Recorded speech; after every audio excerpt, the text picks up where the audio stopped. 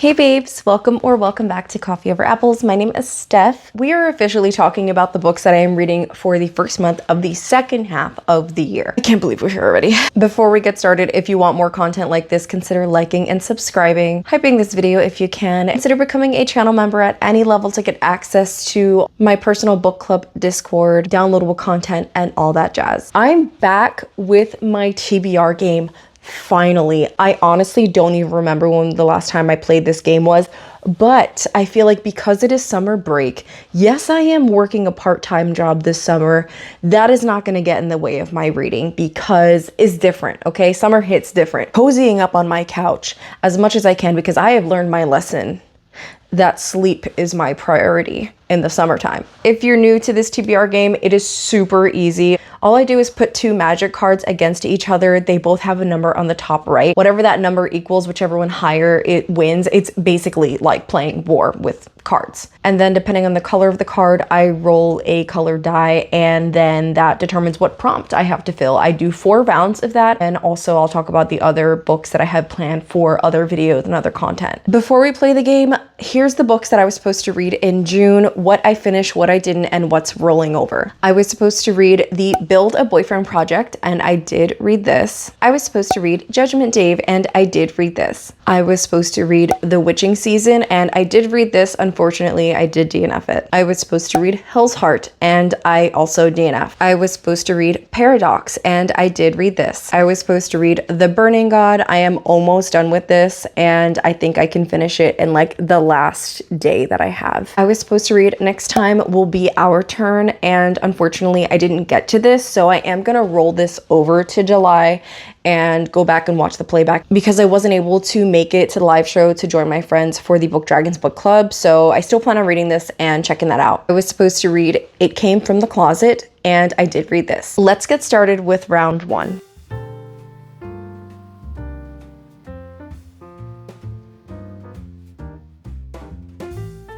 Welcome to the handy dandy gaming mat. I have my dice and kitty tray. I also have a stack of random magic cards. I think in here I have a mix of Strixhaven and Final Fantasy just because those are the 2 packs I've been opening the most lately.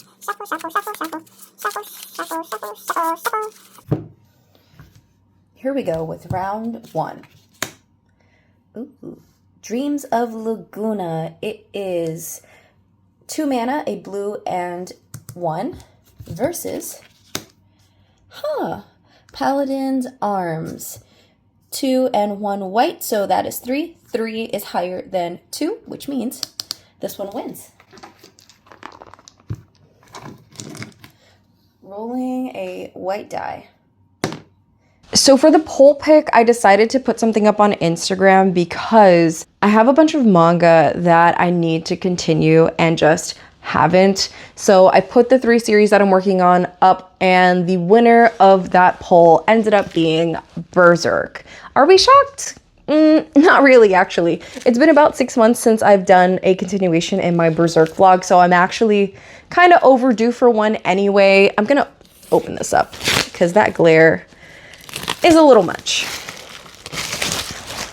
Okay, this is Berserk Omnibus number 7. 7 times 3 is 21. So I'm going to say that this has volumes 19, 20, and 21 in it, which means I'm going to be reading this for a reading vlog, and that will probably come up sometime towards the end of the month. If you want to check out my reactions to all the volumes up to this point, there is a playlist with all of my manga content.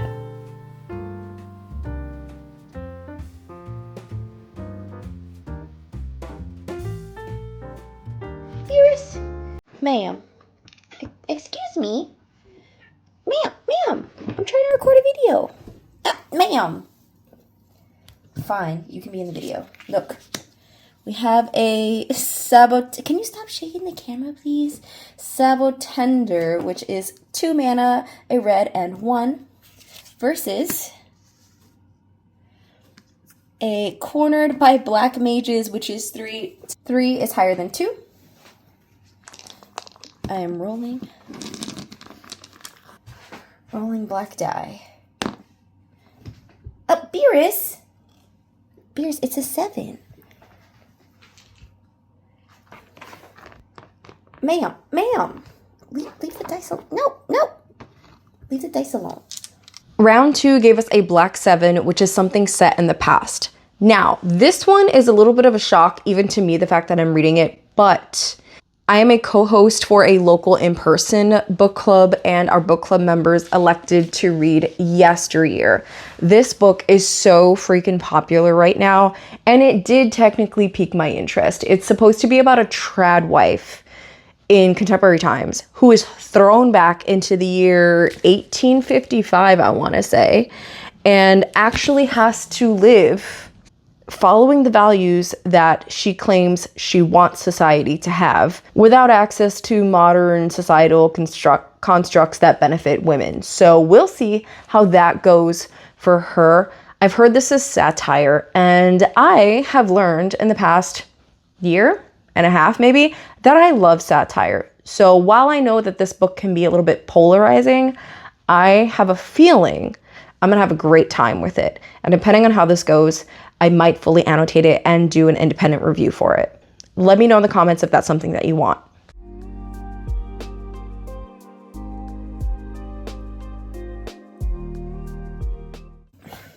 She messes everything up and then runs away. Gee, thanks a lot. Okay, round 3. Commune with beavers. Look, they're talking to beavers. That is 1 green, so that's 1 versus combat tutorial. 2 and a blue, that equals 3. 3 is higher than 1. Rolling a blue die. Ooh, number 8, an award winner. A blue 8, which is an award winner. I'm going to choose the book that the Annotation Station, my book club, which focuses on reading diversely and staying informed, has chosen. For July, our fiction pick is Beloved by Toni Morrison. Everyone who said, oh, you're reading that? You're gonna cry. I'm like, yeah, I know. I'm not ready. This is following a character who is recently freed because they were born a slave. And then it says 18 years later, she is still not free. She has too many memories of Sweet Home, a beautiful farm where so many hideous things happened. And Seth's new home is haunted by the ghost of her baby. Just the next sentence makes me want to cry, so I'm not even going to read it. Anyway, I will be doing a full independent review video for this on my bestie Natalie's channel, so make sure that you're following her if you want to get a notification for when we're having the live discussion for that.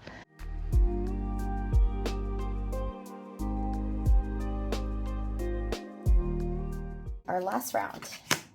That is a land. It doesn't count.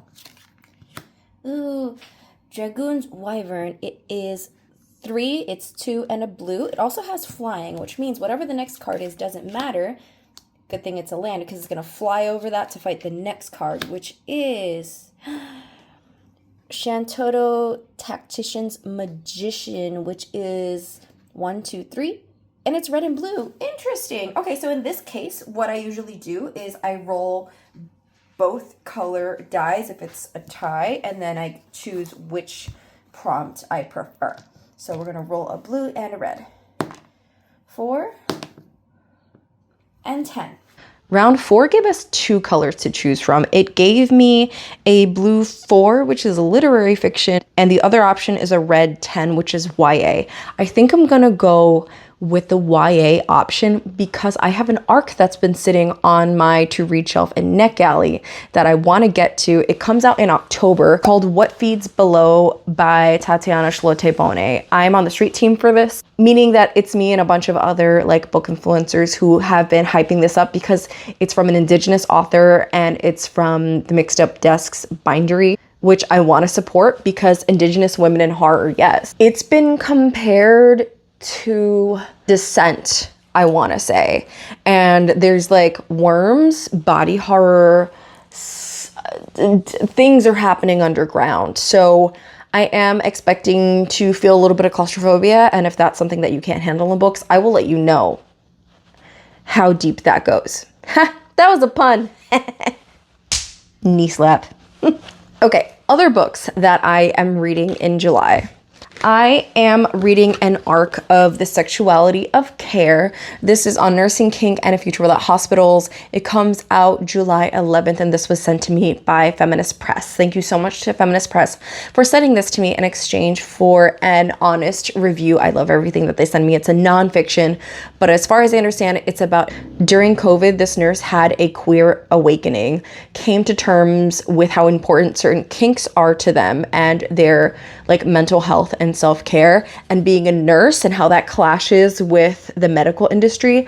I'm so excited for this because the niche topics that they publish bring me so much joy. And I've said this time and time again. So you're again, another one that you're probably not going to hear me shut up about. This one I'm a little bit nervous for. One, because the last book I read by this author made me sob, but also this one is thick. I promised a friend of mine that I would buddy read The Sword of Kaigen. I love M.L. Wang so much because Blood Over Brighthaven is one of my all-time favorite fantasy books, and I've heard that this one, which was their debut, I'm pretty sure, is fantastic. It's thick though. It's a brick. You can bop somebody over the head with this. But the only thing that will be getting bopped is my tear ducts as I'm dabbing them. The second book that I'm reading for the annotation station, our nonfiction pick for July, is No More Tears: The Dark Secrets of Johnson & Johnson.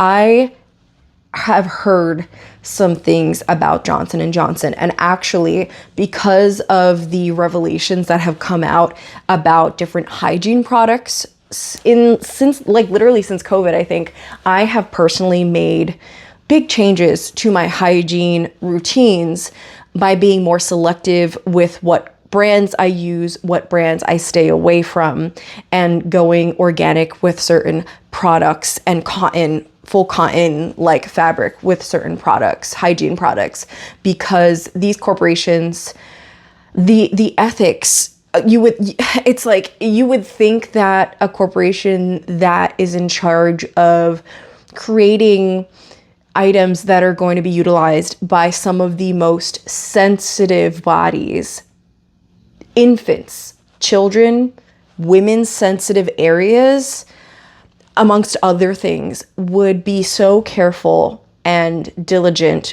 with making sure that their products are produced ethically, responsibly, and just of course no. At the end of July, we're going to be doing a live review for this. If you want to join us, again, consider becoming a channel member to get access to the Discord. Then the Interstellar Sci-Fi Book Club is reading American War by Omar El-Akkad. I read another book by this author earlier this year with the annotation station. We read One Day Everyone Will Have Been Against This, and that was phenomenal. This one is a speculative fiction about a second American Civil War.